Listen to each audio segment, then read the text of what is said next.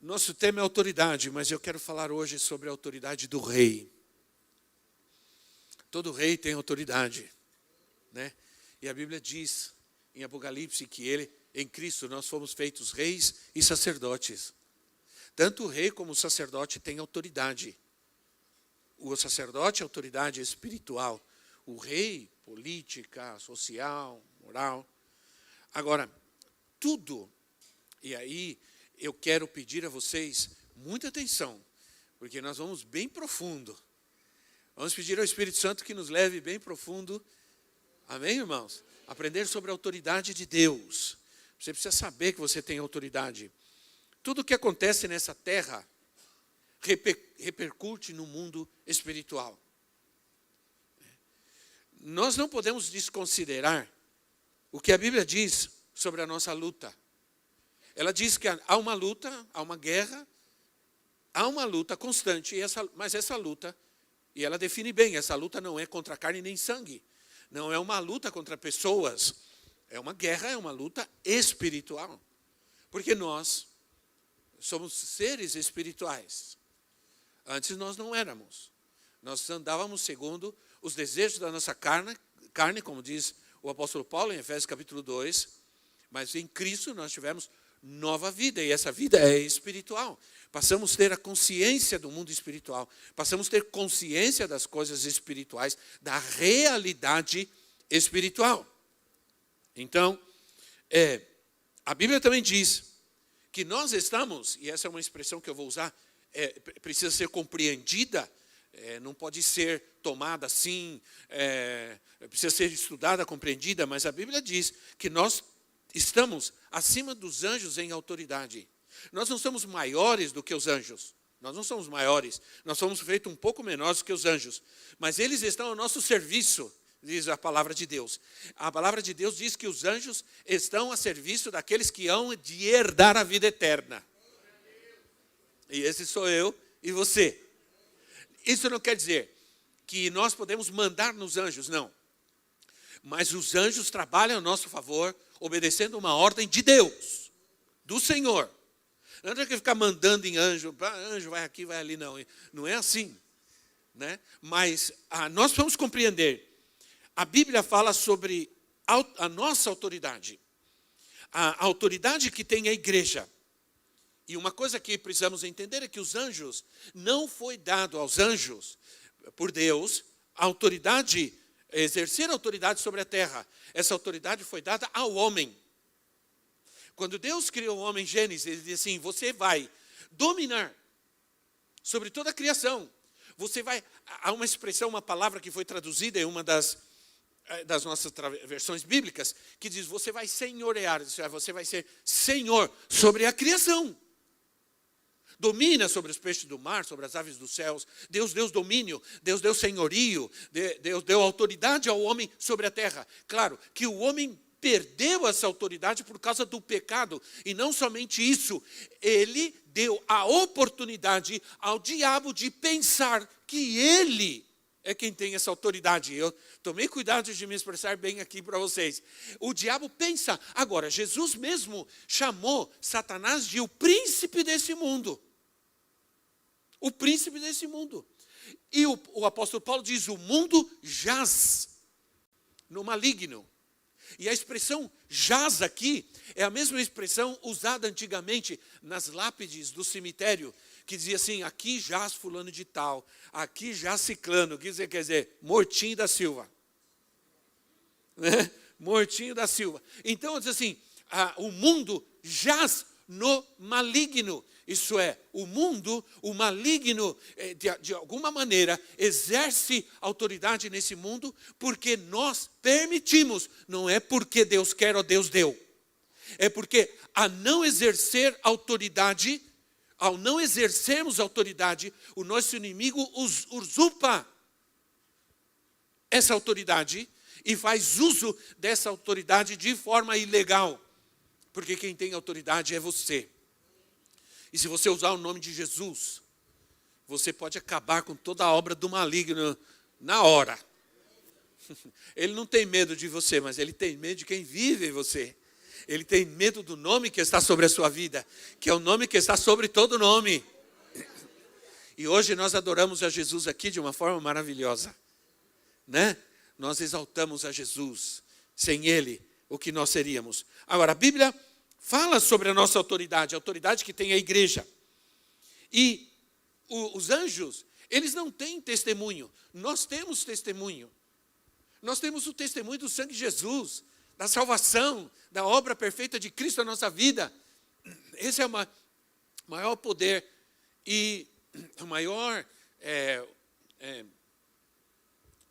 resultado, eu diria, evidência, essa era a palavra que eu estava buscando encontrar aqui, né? Processando aqui.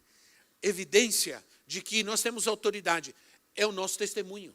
O meu testemunho, isso é, a obra que o Senhor fez na nossa vida, e nós passamos um mês falando sobre testemunho. O que é testemunho, o que significa.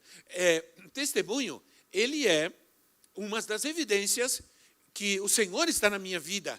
E eu tenho autoridade do testemunho. Isso em Apocalipse capítulo 12, versículo 11 e 12. Apocalipse 12, 11 e 12 diz assim: eles o venceram, e está falando sobre nós. Eu estava lá e você estava lá, lembra disso, né? Tá bom? João viu uma multidão, que ainda não está lá, mas vai estar lá, ou já está lá, profeticamente. E, quer dizer, se nós... há uma profundidade nisso muito grande. Nós não estamos lá ainda, mas nós já estamos lá. Quer dizer, profeticamente, João, quando olhou, nós já estávamos lá. Ainda não estamos lá, mas já estamos lá. Entendeu? É mais ou menos isso. Então, diz assim: eles o venceram pelo sangue do Cordeiro e pela palavra do testemunho que deram diante da morte. Não amaram a própria vida, portanto, celebrem os céus e os que neles habitam, mas ai da terra e do mar, pois o diabo desceu até vocês. Ele está cheio de fúria, pois sabe que lhe resta pouco tempo. Agora a questão é, o diabo sabe que ele tem pouco tempo. Nós sabemos que ele sabe que ele tem pouco tempo.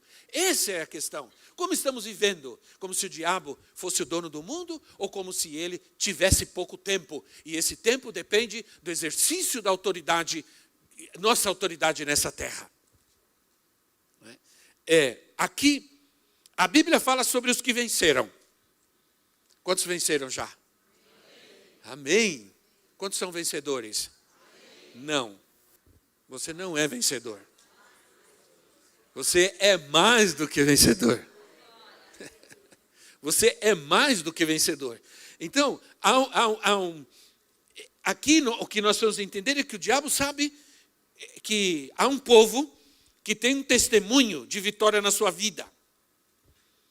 Há um povo que Cristo venceu. Porque Cristo te conquistou, Cristo te venceu. Você não sabe, mas Jesus teve que lutar com demônios, potestades malignas para te conquistar. Foi Ele quem te conquistou, não foi você que conquistou Ele. Ele te amou primeiro. Você estava morto. Você estava morto. Morto não faz nada, não decide nada, não pensa, não quer nada. Por isso, um cristão não namore um não cristão, porque o não cristão está morto. Se você namora um morto, ele não vai para lugar nenhum com você. Ele está morto. Você fala com ele, vamos para a igreja. Ele está morto. Cuidado, não andar arrastando um morto por aí, né? Um crente e um zumbi. Nossa autoridade em Cristo. Há uma luta. No Antigo Testamento, essa luta, essa guerra, ela era física. Tudo que acontecia com Israel, no natural, nas coisas naturais, tem a sua importância, o seu ensinamento e o seu tipo nas coisas espirituais. No Novo Testamento, no Antigo Testamento, a luta era contra homens, contra soldados, contra exércitos. No Novo Testamento, a luta, a batalha é espiritual. É contra potestades malignas, inimigos malignos, espirituais. Já não é uma luta física, é contra potestades malignas, seres espirituais de maldade. Quantas lutas estamos enfrentando? Eu pergunto para você, não sei se você tem essa sensação, quantas lutas estamos enfrentando nesses últimos tempos? Quanta gente doente, quanta gente morrendo, meu povo.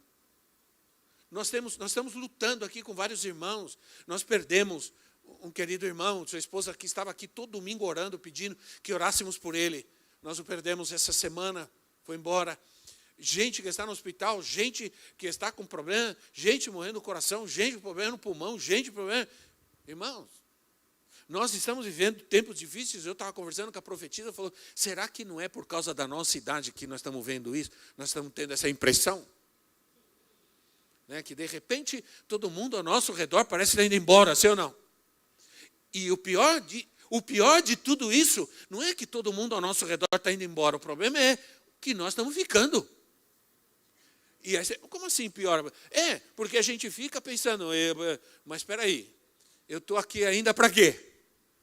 Né? Eu estou aqui ainda para quê? Então você fica pensando, meu Deus, eu não posso tornar esses dias que Deus me permitiu estar por aqui, vãos, sem objetivos, sim ou não? Sem o propósito de Deus. Se Deus me permitiu que eu esteja aqui ainda, Deus ainda tem algo, Deus quer fazer algo, Deus vai fazer algo na minha vida e através de mim. Eu não posso deixar que esses dias sejam insignificantes. Sim ou não, irmãos?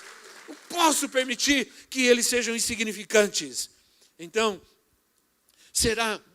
olha, eu quero compartilhar uma coisa com vocês, porque eu tenho uma grande inquietação, e eu preciso resolver isso. Eu não posso viver com isso o resto das minhas vidas mais, como servo de Deus. Eu não estou sendo dramático, embora eu seja... Eu não sou dramático, eu sou enfático. É diferente. Não sou dramático, eu não dramatizo, eu enfatizo. Pronto. Né? Porque às vezes me chamam de dramático. Esses dias eu estive no Paraguai, e os pastores lá foram avós antes de mim. E eles andavam eles eram um negócio com a neta deles, e eu olhava assim e falava assim, vocês são muito dramáticos com essa neta sua. Mordia a língua. Porque eu sou dramático ao quadrado. Né? Então, eu tenho essa inquietação, e eu estou lutando contra essa inquietação na minha vida, porque é algo que realmente eu preciso resolver. Eu não tenho problemas com a psiquiatria, eu não tenho problemas com terapias, sejam elas quais forem. Há uma multidão de gente procurando terapias e psiquiatria e tomando remédios para controlar a ansiedade, depressão. Não sei se vocês sabem disso, os psiquiatras, esse é um problema de... Os psiquiatras, eles não têm horário, eles não têm superlotados os consultórios de psiquiatras, terapias, terapeutas. A minha pergunta e o que me preocupa bastante é que, de repente, isso tudo não está usurpando a autoridade que nos deu Jesus? Será que nós não estamos nos acomodando e como nós não estamos fazendo nossa parte como igreja, não estamos crendo, estamos relativizando a Bíblia, a autoridade de Deus, a libertação de Jesus, por conta de uma religiosidade ou de uma comodidade religiosa, e nós não estamos exercendo aquilo que nós cremos, que se chama libertação. Jesus deu poder, a autoridade aos seus discípulos. Se você ler Lucas capítulo 9, você vê que Jesus deu autoridade para eles, para curar os enfermos, para expulsar os demônios. Há uma autoridade sobre nós, contra todo o mal. Você tem essa autoridade, mas ela não é nossa, ela é de Jesus. Não há um exercício de autoridade sem Jesus. Amém? Gostei desse amém. Esse amém foi poderoso. Ora, essa autoridade não é nossa, mas ela é de Jesus. Mas quem não tem Jesus, não tem essa autoridade. Então, a gente anda atrás de qualquer coisa, e muitas vezes elas são apenas paliativas. Você vai a um psiquiatra, a um psicólogo, a um terapeuta, ele vai identificar o seu problema. E olha, veja bem, nós temos psicólogos aqui, nós temos psiquiatras e tudo. E eu os respeito muito, e há momentos que não há o que fazer, né? Mas a verdade é que, às vezes, o psicólogo, o psiquiatra, eles têm um diagnóstico, mas eles não sabem o que fazer. Eles não sabem como resolver, então eles dão remédio. E dão remédio para uma pessoa, às vezes, ficar assim. E aí, irmão, tudo bem? Tudo. Como é que vai a vida? Vai bem, brother. E sabe de uma coisa? O apóstolo Norman sempre dizia assim, pessoas que tomam remédio entorpecem sua mente, os demônios agem. Porque ela perde resistência contra a ação de demônios na sua vida. Quando a mente nossa não funciona, na nossa mente de Cristo, quando a nossa autoridade em Cristo, a palavra, não funciona em nossa vida, vamos perdendo resistência e o inimigo vai agindo, vai nos afastando da presença de Deus. Olha, essa coisa de ir na igreja a cada 3 anos, isso é problema, viu, gente? Porque isso aí vai tirando sua resistência contra toda ação demoníaca.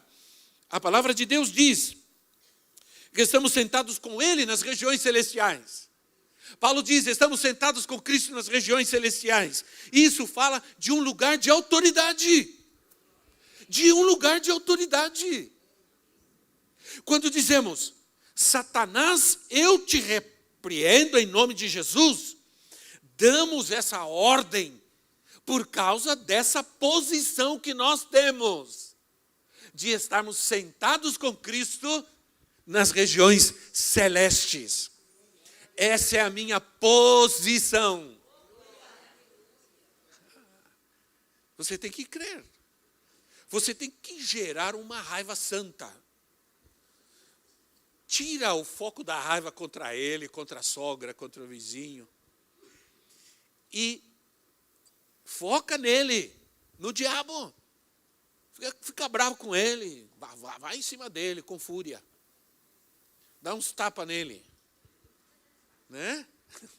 Em nome de Jesus. Olha, Satanás, eu te repreendo. Eu tenho que pensar, eu estive pregando em espanhol, né? Eu tenho que pensar muito quando eu uso essa palavra, porque no espanhol a palavra é repreendo. Repreendo. Em português é repreendo. Já pensou? Não sei por quê estou falando nisso, mas tudo bem. Damos essa ordem com a autoridade dessa posição que nós temos. A autoridade está no nome de Jesus. Eu estou sentado com Cristo. Então, quando o diabo me afronta, eu olho para Jesus. Olho para Ele. Olho para Jesus e eu te repreendo no nome de Jesus. É no nome dEle, meu amigo. Aí a coisa fica feia. Aí ele corre. Aí ele corre. Então, a autoridade de Jesus está em 3 situações. Isso que eu quero trabalhar com você. Antes, deixa eu mencionar algo. Judas, em sua carta, a carta de Judas, há uma carta de Judas. É versículo 9, porque não tem capítulo, só tem um capítulo. Ele disse que o arcanjo Miguel, quando disputava com o diabo, o corpo de Moisés, disse, o Senhor te repreenda. O Senhor te repreenda. Ele não disse, eu te repreendo. Ele disse, o Senhor te repreenda. Nós podemos dizer, eu te repreendo. Por quê? Porque Jesus disse, toda autoridade me foi dada nos céus e na terra. E vocês vão por todo mundo, preguem o evangelho, expulsam demônios, curam os enfermos. Ele nos deu a sua autoridade. Os anjos não têm essa autoridade. Eu te repreendo no nome de Jesus. Agora, nós podemos repreender no nome de Jesus porque temos essa autoridade e nós temos o sangue de Jesus. Nós somos redimidos pelo sangue. Então, os anjos não têm esse testemunho. Mas nós temos. Então, em 3 situações está a autoridade do rei sobre nossa vida. Circunstâncias, sobre as circunstâncias, sobre os demônios e sobre o pecado. Rapidamente, quando vocês estão comigo, até às 3 nós temos tempo. Autoridade sobre o vento e sobre o mar. Vamos ler Mateus capítulo 8, versículo 23 a 27. Na quinta-feira eu falei sobre isso. Quinta-feira estava uma bênção. Mateus 8, 23 a 27 diz assim: entrando ele no barco, seus discípulos o seguiram. De repente, uma violenta tempestade abateu-se sobre o mar, de forma que as ondas inundavam o barco. Jesus, porém, dormia. Os discípulos foram acordá-lo, clamando: Senhor, salva-nos, vamos morrer. Ele perguntou: por que vocês estão com tanto medo, homens de pequena fé? Então ele se levantou e repreendeu os ventos e o mar, e fez completa bonança. Os homens ficaram perplexos e perguntaram: quem é este que até os ventos e o mar lhe obedecem? Olha isso. A fé é o exercício da autoridade, e ela está relacionada à palavra de Deus. Quando se conhece pouco a palavra de Deus, se duvida das coisas. Quando conhecemos pouco a palavra de Deus, qualquer coisa gera dúvidas em nós. Qualquer coisa que as pessoas falem. Existem pessoas que conhecem menos a Bíblia que nós, que pretendem usar a Bíblia para justificar seus erros e pecados, mas não conhecem, elas estão apenas citando algo que leram e viram em algum lugar. Mas às vezes um crente ouve aquilo e fica em dúvidas, porque dá a impressão que conhece menos a Bíblia de quem não conhece nada. Ora, não podemos deixar de aprender a palavra de Deus. Mais do que nunca hoje, se queremos autoridade, nós temos que ser gente que lê a Bíblia. Aí você fala: mas é só ler. Já está bom. Já é um começo. A palavra de Deus diz que nós temos que meditar de dia. Bem-aventurado o varão que medita nela de dia e de noite. Meditar é mais do que estudar, é mais do que ler. Meditar é estudar, é pensar, é ruminar.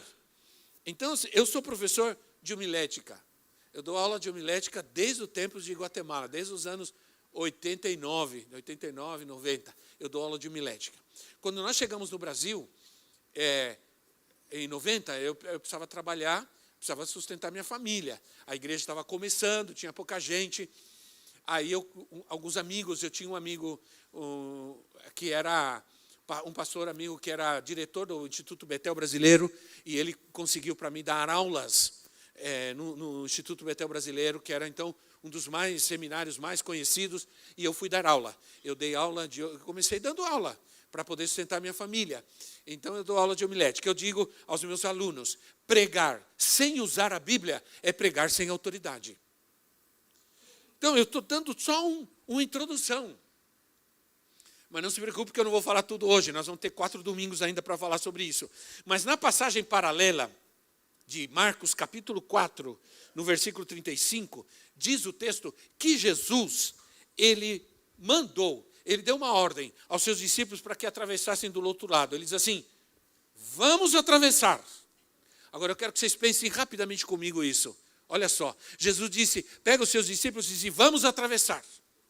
Aí eles estão no barco, Jesus está dormindo, a tempestade começa. Uma tempestade, as ondas e tudo mais. Eles se desesperaram porque Jesus vem e diz assim: por que vocês estão com tanto medo? Olha a ênfase, tanto medo.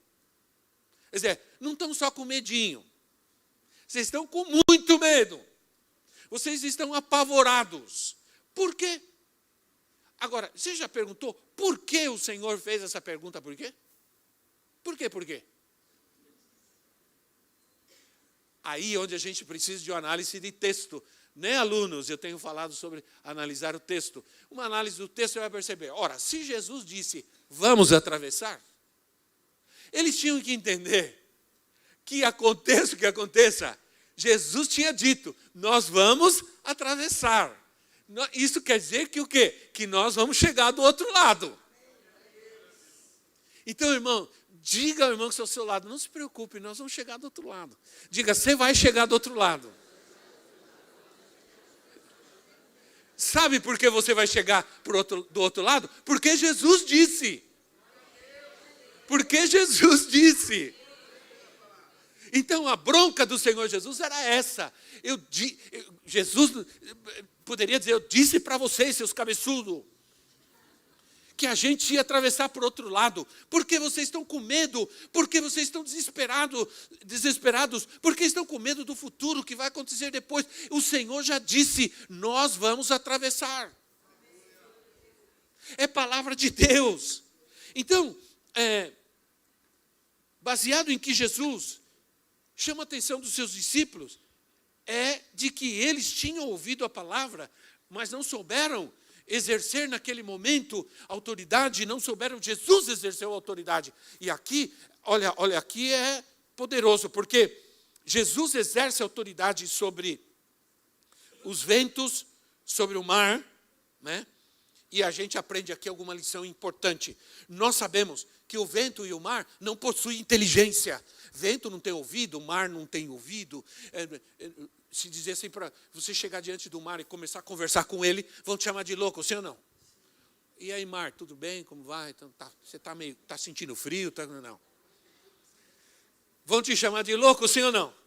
Mas diz a palavra, Marcos diz assim, que Jesus repreendeu o vento e falou ao mar. Jesus falou com o mar. Jesus disse aí, ei, calma, tranquilo, caminha, meu filho. E o mar se aquietou. Olha que tremendo nós temos aqui. Às vezes a gente lê essas coisas tão romanticamente, a gente não consegue entender que o vento era tão grande. Jesus despertou, não fez muita coisa. Jesus despertou, repreendeu o vento, mandou o mar ficar quieto e chamou a atenção dos discípulos. Agora, eu quero que vocês entendam algo. Nós sabemos que o vento não tem ouvidos, o mar não ouve, mas demônios sim. Isso nos ensina que há demônios que agem por detrás das circunstâncias. Há demônios que agem por detrás das circunstâncias. E nós temos que aprender o que está agindo por detrás de muitas coisas que estão acontecendo no mundo hoje. O que está por detrás de todas as ideologias e todas as coisas malignas que estão se levantando? Quero que você leia algo comigo. Efésios capítulo 2, versículo 2. Efésios 2, 2. Diz assim, nos quais costumavam viver quando seguiam a presente ordem deste mundo e o príncipe do poder do ar, o espírito que agora está atuando nos que vivem na desobediência. Atentem-se à expressão príncipe do poder do ar. A palavra aí, ar, vento, é a palavra pneuma, que é a palavra espírito. A palavra no hebraico para espírito é a palavra ruar. Que você tem quase que soprar para falar. Ruar. É a palavra no hebraico. Sempre tem a ver com ar, com vento. A palavra pneuma, de onde vem a nossa palavra pneumático, porque tem ar. E nós tiramos do grego essa palavra, né? Nós somos muito metidos, os portugueses. Tiramos do grego, mas é a palavra que tem a ver com ar. Agora, o Senhor repreendeu os demônios. Porque a palavra usada, a palavra repreender, é a mesma palavra para repreender demônios. A mesma palavra quando Jesus repreende o vento e manda o mar se acalmar. Entenda uma coisa, eu não tenho tempo para ensinar e nem falar sobre isso. Mas entenda que aqui a Bíblia deixa claro que é uma grande possibilidade que demônios atuem por detrás de circunstâncias que afetam o mundo. E nós, no meio dessas coisas, precisamos nos levantar com autoridade. Nós não podemos baixar a cabeça e dizer a si mesmo, o mundo está assim mesmo, fazer o quê? Não! Autoridade. Autoridade sobre a vida dos nossos filhos. Esses dias, um vídeo de uma mulher americana, entrou numa escola, porque o filho ligou para ela da aula, um menino pequeno, dizendo que ela tinha colocado no mapa do mundo uma bandeira colorida. Não vou falar, senão me cortam, né? Uma bandeira colorida. A mulher chegou, ela entrou na escola, entrou na sala de aula e arrancou a bandeira e falou assim: o que você está ensinando? Eu não quero que o meu filho venha na escola aprender essas coisas. Você está aqui para ensinar história. Você vai ensinar história. E a professora queria arrancar de todo jeito.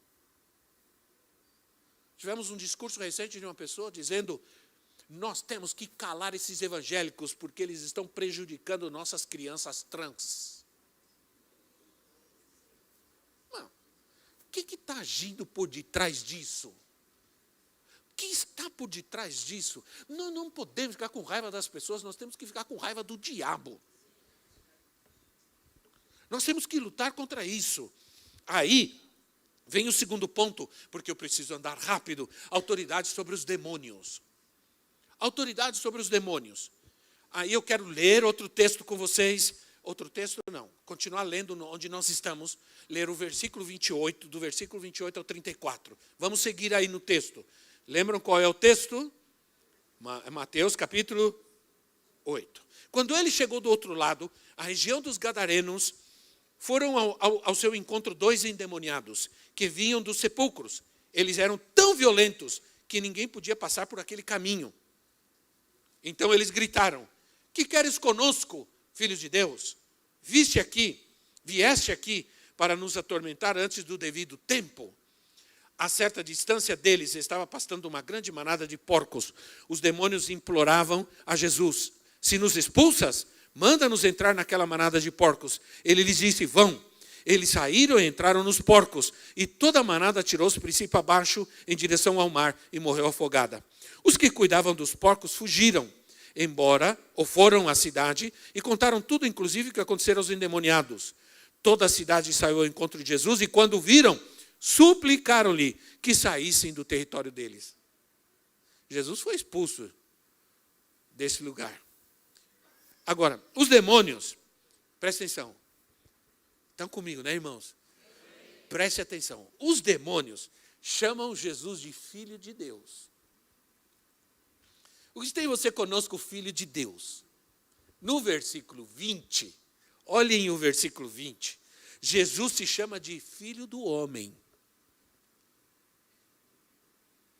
Jesus disse: o Filho do Homem, se referindo a ele. Os demônios sabiam que ele era o Filho de Deus, mas ele estava na condição de Filho do Homem. Aí, como Filho do Homem, por quê? Porque os filhos dos homens, aos filhos dos homens, o Senhor deu a terra, a autoridade. Deus mandou o homem dominar, senhorear, vou repetir, e quero que você veja isso. Olha o que diz Salmo 115, 16. Salmo 115, 16. Jesus exerceu autoridade sobre aqueles demônios como Filho do Homem. Porque por isso ele disse: vocês vão pelo mundo e vão expulsar os demônios, porque eu já fiz isso como Filho do Homem. E agora vocês podem fazer como homens. Se ele fizesse como Deus, como Filho de Deus, provavelmente apontaria seria uma situação em que traria para nós dificuldade de crer que nós pudéssemos fazer isso. Mas ele estava deixando claro: eu estou fazendo isso como Filho do Homem, na minha condição humana. Salmo 115, 16 diz assim: o mais alto céus pertencem ao Senhor, mas a terra ele a confiou ao homem. E aqui é homem e mulher, é geral. Como todos. Ok? É geral, é para todos. Todos é todos. Só que aquela outra palavra não existe. É uma estupidez. Como eu não estou falando, eu tampouco não tenho medo. Ora, os demônios entendem que ele é o Filho de Deus. A gente tem que falar, irmão, sim ou não? Não podemos ficar calado. Senão, a gente vai ficar com medo. Eu dizer, não fala nada. Nós vamos nos calar? Quem vai falar se nós não calar? Se nós não falarmos, as pedras vão, as múmias vão falar. Aí você vê uma múmia falando por aí, pregando o evangelho, porque você está calado. Aí diz assim, Gênesis 3,15, diz assim, porém inimizade entre você e a mulher, entre a sua descendência e o descendente dela, isso é, o descendente da mulher, lhe ferirá a cabeça, e você lhe ferirá o calcanhar. O descendente da mulher, o filho do homem, diz a palavra que ele vai ferir a cabeça. Isso aconteceu na cruz. Na cruz do Calvário, Jesus esmagou a cabeça de Satanás. E cabeça representa autoridade. Autoridade. Bem, irmãos, olha que autoridade tremenda nós temos em nossa vida. A autoridade daquele que esmagou a cabeça de Satanás. Satanás, eu penso, com todo respeito, eu penso na cruz como uma ratoeira. Satanás viu o queijo e falou assim, agora, né, ele morreu. Ele morreu. Agora consegui acabar com tudo. De repente ele vai, né, Satanás entra, pensando que ele vai comer o queijo, e a ratoeira, pá, na cabeça. Aí, está aquela festa no inferno, alguém chega lá, algum demônio, né? Chega lá e diz assim, ei, meu Deus. Não, meu Deus não, eles não iam falar meu Deus. Eles iam falar, diabo, não sabe o que aconteceu. Você para com a festa, para de tocar de pagode aí, para.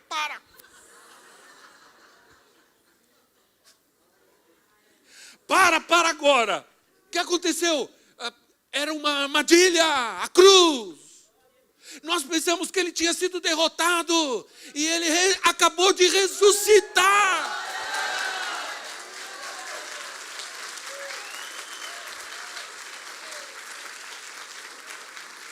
Aí foi demônio correndo para todo lado, uma gritaria, um escândalo. Ele ressuscitou. Era uma armadilha. E o pior de tudo, ele esmagou a cabeça do nosso Senhor. Agora, coitado, ele vai ter que lutar muito. Porque a autoridade dele foi tirada. Irmãos, a descendência de Adão e Eva iria na cruz do Calvário destruir a autoridade de Satanás. Aqueles moradores daquele povoado rejeitaram a Jesus, porque as pessoas estão escolhendo viver na sujeira. As pessoas estão escolhendo comer lavagem. Rejeitaram a Jesus porque não queriam. E o mundo está desse jeito. Está escolhendo o mal que o bem, está escolhendo o errado do que o certo. Agora, eu vou caminhando, e aí você me ajuda, porque aí eu vou caminhando por fim, e você me ajuda a ouvir isso. Autoridade sobre o pecado. Seguimos. Agora é no capítulo, agora acho que seguindo a leitura. É no capítulo 9. Capítulo 9. Entrando Jesus num barco, atravessou o mar e foi para a sua própria cidade.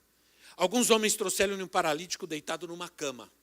Vendo a fé que eles tinham, Jesus disse ao paralítico, tenha bom ânimo, filho, os seus pecados estão perdoados. Diante disso, alguns mestres da lei disseram a si mesmos, esse homem está blasfemando.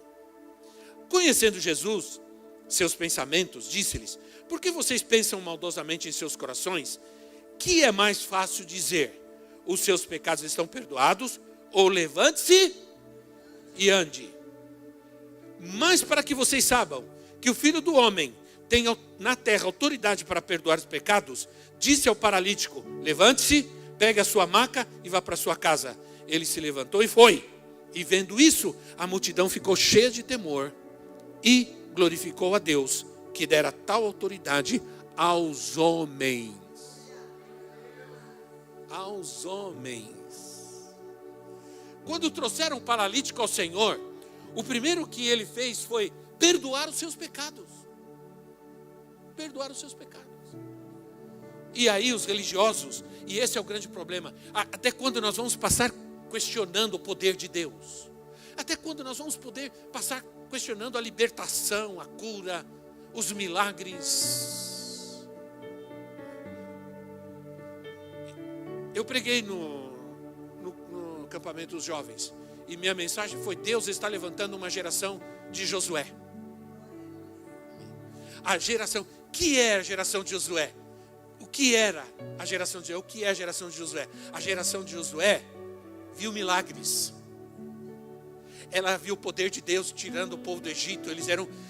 A geração de Josué eram jovens ainda, quando saíram do Egito, porque a geração de Josué é a segunda geração. Eles saíram do Egito, eram jovens. Eles viram o mar se abrir, eles viram a água sair da rocha. A geração de Josué viu a provisão de Deus. A geração de Josué viu o pão descer do céu. Eles comeram o maná. Aí, a geração de Josué viu a terra e disse: a terra é boa, o que Deus prometeu é verdade. Os outros ficaram com medinho: ah não, tem gigante, não dá para entrar. A geração de Josué não tem medo de gigantes. Eu disse ao teu filho: você é a geração de Josué nas mãos do Senhor, e você não tem medo dos gigantes. Nada nesse mundo vai te assustar.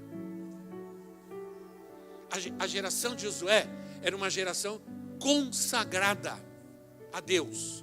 Josué, quando entrou na terra prometida, mandou circuncidar todos os meninos. Isso fala de consagração. Era uma geração consagrada.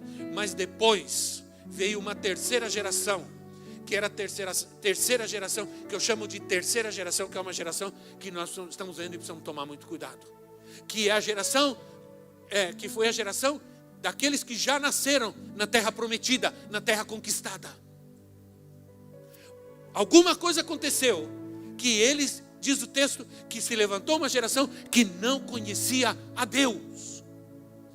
Eles não conheciam o Deus que tirou seus avós e os seus pais do Egito. Olha que perigo. Nossos netos,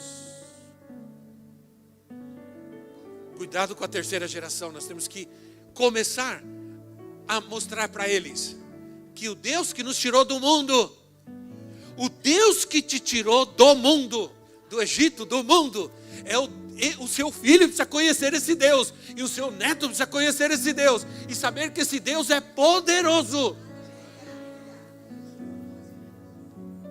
Você tem que dizer para o seu neto assim: você não sabia quem era seu vovô não prestava para nada. Mas você ama seu vovô? Amo. Então, você precisa saber que quem fez isso foi Jesus.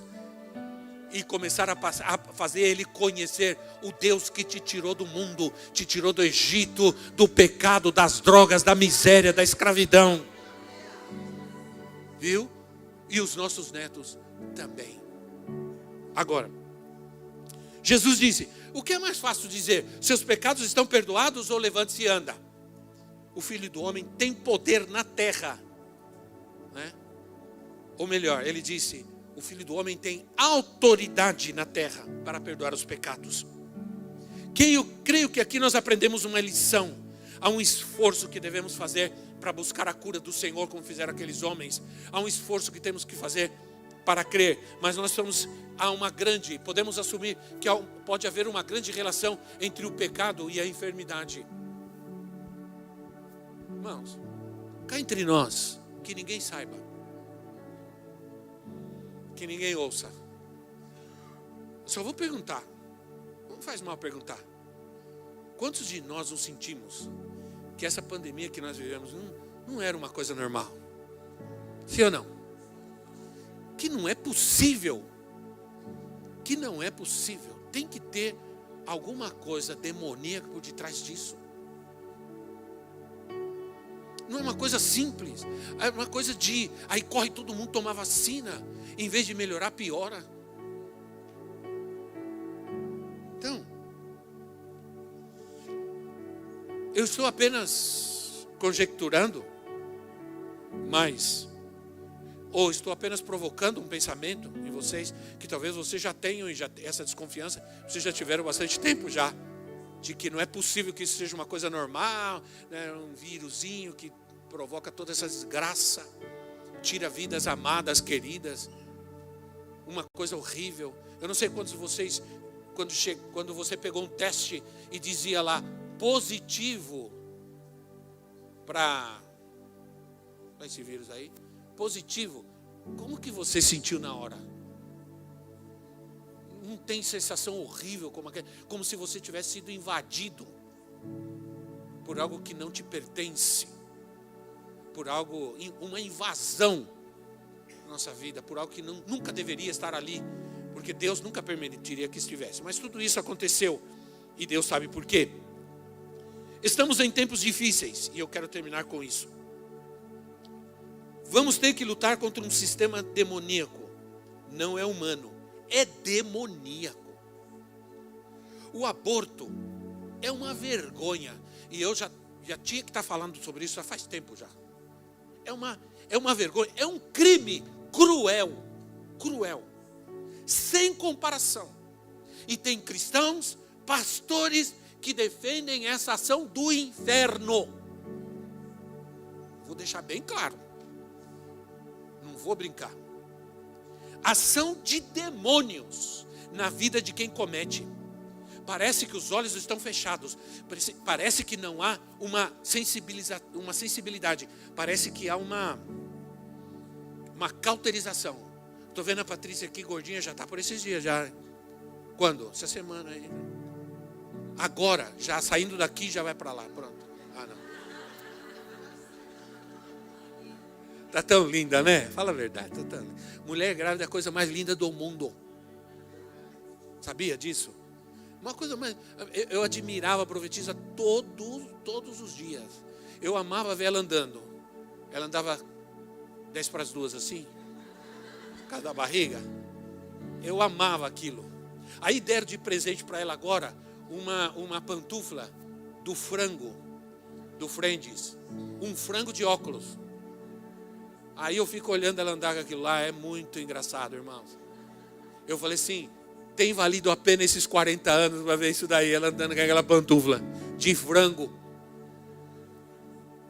Mas eu olho para ela, é o quarto, hein? É o quarto, filho. Por favor, né? Aí, eu quero te dizer uma coisa, irmãos, porque é uma indignação aqui. Você não pode mexer com ovo de tartaruga. Não mexa com o ovo de tartaruga, porque tem tartaruguinha. Se você matar um animal, se você maltratar um animal, é de 1 a 3 anos de prisão. Se você matar um animal, é mais 1/3 disso. E criança, e um bebê, um ser humano, pode matar. Sem nenhum problema. Você não acha que isso é uma loucura demoníaca? Que está na mente e no coração dessas pessoas?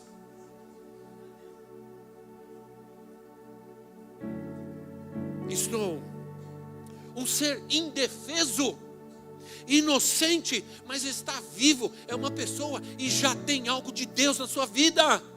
Naquele corpinho, onde o coração já bate, onde já o cérebro está sendo formado, aí já tem um ser, e Deus tem um propósito para aquele ser nessa terra. Deus já colocou ali um propósito, e tudo isso está sendo destruído.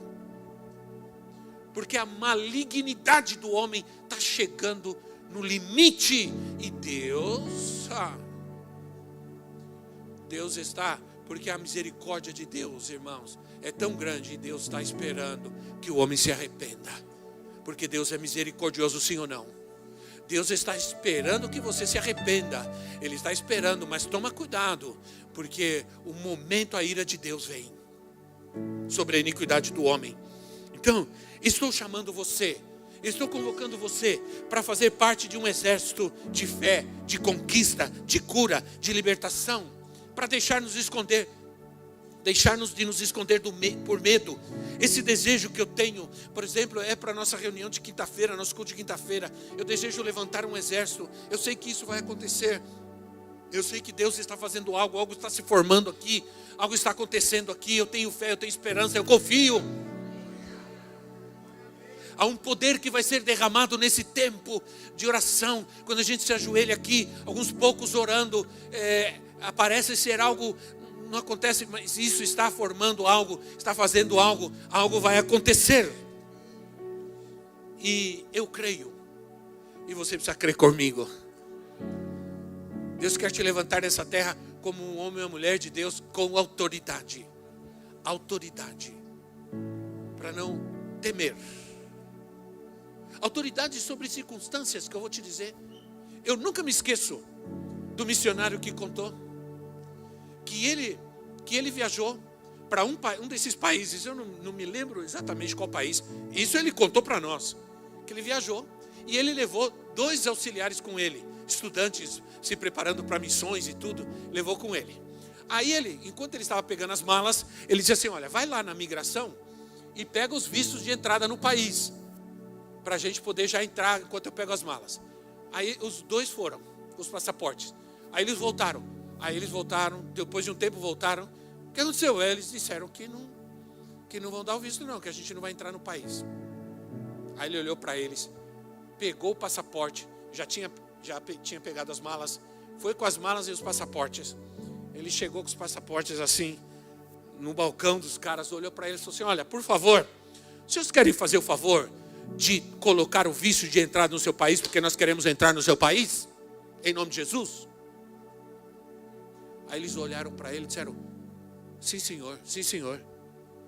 E carimbaram os passaportes e deram entrada no país.